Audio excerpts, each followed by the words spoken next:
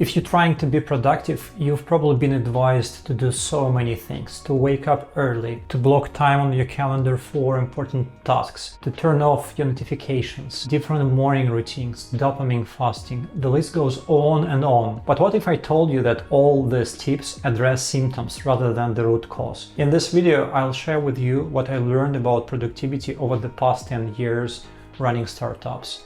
As a founder, you have to juggle so many things: fundraising, marketing, sales, hiring people, product development, and productivity becomes really important. For me, productivity consists of two main skills, and learning these skills gives you 80% of the desired outcome. The first one is the ability to focus when needed. The second one is the intuitive understanding when you need to zoom out. The focus skill obviously helps you to finish the task, but also it helps a lot to enjoy the process. When you're 100% focused on one thing that you're doing right now, you start enjoying the process because you're not distracted by negative thinking or other things. So you feel this flow state, and it's really, really enjoyable. To me, focus isn't just about avoiding distractions.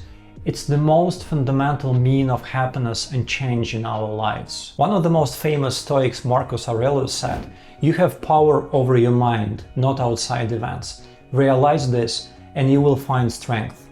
You've probably heard of this main idea of Stoicism, that we have to worry only about things we can control. And we control way less things when we think. The result of your sales pitch may depend on your client's mood more than on your presentation. And your client's mood may depend on the street traffic or what he ate for breakfast. You can't control street traffic, you can't control what your clients eat for breakfast. I think that deep inside, we're all afraid to admit how little we control. But there is one thing that we definitely control 100%.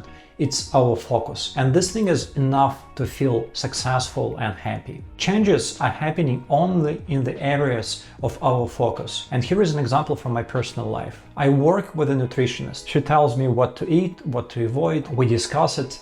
And I can't say that I learn something fundamentally new. I know I have to eat less sugar, more veggies, more protein. Yet my health has improved dramatically since we started to work. So why do I need a nutritionist if I don't learn anything new? Because she helps me to keep this focus on my health. Every day I send her notes with everything I ate, we discuss it, and essentially I'm not paying for advice or consulting or motivation. I'm paying to keep me focused on my health. The thing is that focus is a muscle, and you can grow it. And the best exercise here is meditation. I imply nothing spiritual here. If you have 2 minutes a day, just try closing your eyes, focusing on your breath or something else. How long will you stay focused on your breath until you realize that you're lost in your thoughts? I doubt you can last more than 30 seconds if your focus muscle isn't trained. So why do you think if you can't stay focused on your breath for 30 seconds, you can stay focused on more complicated things? You have to train this muscle. Focus is crucial to finish the task. But as I mentioned earlier, it's also important to enjoy the process. When you're 100% focused on one task, and you don't think about your past mistakes or your future problems, you feel this flow state and you simply enjoy what you do. Meditation is the most effective and the easiest way to train your focus muscle. And by the way, it's the most beneficial and important habit I have in my life. I'm not going to go into detail how to meditate, because you can find a lot of materials all over the internet. Just one simple recommendation: don't overthink and don't judge yourself. You can find as many moments as possible during the day, even 20-30 seconds. 1 minute is enough. Just close your eyes, stay focused on your breath, try to think less. If you catch yourself that you lost into your thoughts, just try to get your attention back to your breath. And this is it. Don't have any unrealistic expectations here. Just try to do it every day, and somewhere in 3 to 6 months you will realize that you train this muscle and you can stay focused way longer than you could before. And with focus comes change into your life. Now let's talk about the second skill, this intuitive understanding when you need to zoom out. If you don't have this skill, you may use some small yet important tasks to procrastinate. This built-in prioritization tool helps you to understand whether what you're doing right now is the most important, or maybe you have to switch to something else. I will give you an example from my personal life. I'm a co-founder and CEO of Hints, a productivity startup. And as a co-founder, I have to wear too many hats. On top of that, I have a lot of uncertainty and anxiety, which is part of the game if you're a founder of an early stage startup. Sometimes I can see that I use small and predictable tasks just to avoid doing something more complicated or maybe more important. For instance, I can spend hours on one newsletter for our users. Is it important? Yes, it's important. We have 5,000 users, so if this newsletter is good, they will subscribe for our product. But should I spend half of my day on it?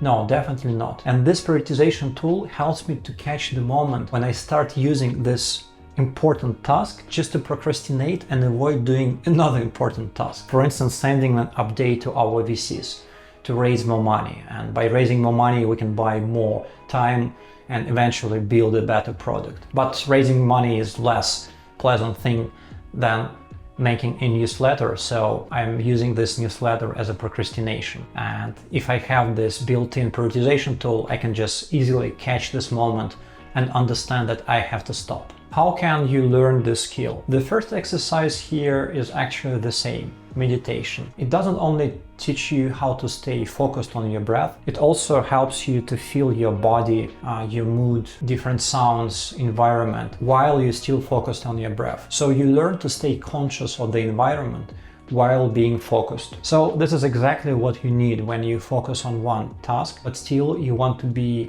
aware of how this task fits in with your business or life environment. Or maybe you have to stop it and start doing something else. The second exercise here is to understand what things in your life suck out your energy and try to remove these things from your life. Why is it important?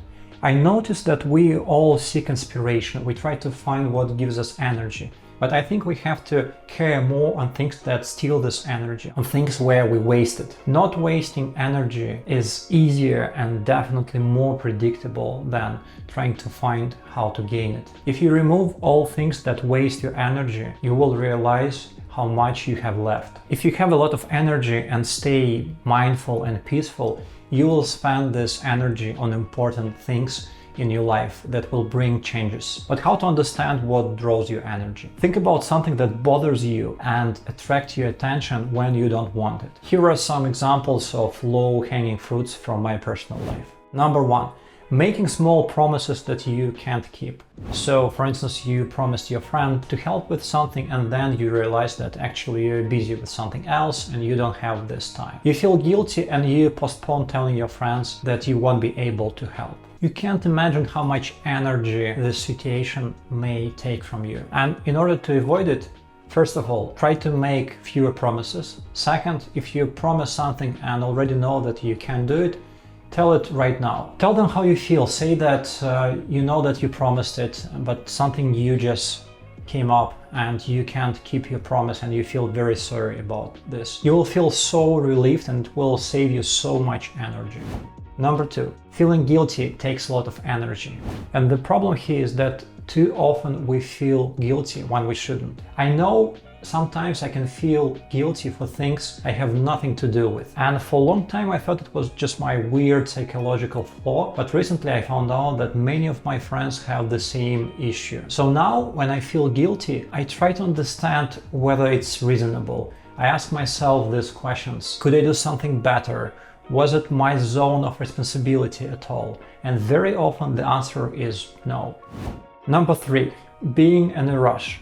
I noticed that I spend so much energy when I am in a hurry. Sending an email to a client when I'm in a rush and need to finish it ASAP to switch to another task takes approximately 3 times more energy than sending the same email at my regular pace. So when I feel that I'm in a rush, I try to slow down and I avoid all situations which make me feel this way. So I try to come to meetings earlier. I try to avoid back-to-back calls and things that just make me feel that I should be in a hurry. To sum up, when I remove all things that draw my energy, I can stay mindful and feel what's happening to me right now. So I can find myself, for instance, doing an important task just to avoid doing another more important task. I know it's easier to understand that you procrastinate when you are on social media or playing video games, but believe me, sometimes even work can be procrastination. And it's very important to catch these moments and stop. In other words, you need a lot of energy to maintain this built-in prioritization tool. And the easiest way to have more energy is to waste less energy on small and unnecessary things. If you learn these two skills, focus and the ability to zoom out, you'll become super productive without any other small tips. And I believe that productivity shouldn't be hard. By the way, it's the motto of our startup, Hints. The two principles I described in this video are also two fundamental blocks of our product, which helps our users to stay focused on really important things and to waste less energy. We're doing it by helping our users to move any conversational data from Slack, WhatsApp, Telegram, SMS, and email directly into project management tools or CRMs. So whenever you discuss something important with your colleagues or clients, you don't need to create a new ticket or you don't need to create a new deal into your CRM or update your contacts. You can just forward this stuff and everything will be updated automatically. So you don't need to jump between different apps and windows. You can stay focused on conversation, on your sales, on your product development, and if you discuss something important, you just move it in one click and it will get to the right place immediately. By avoiding this context switching, you can save a lot of energy. I hope you found this video useful. Thanks for tuning in, and I hope to see you in the next one. Bye.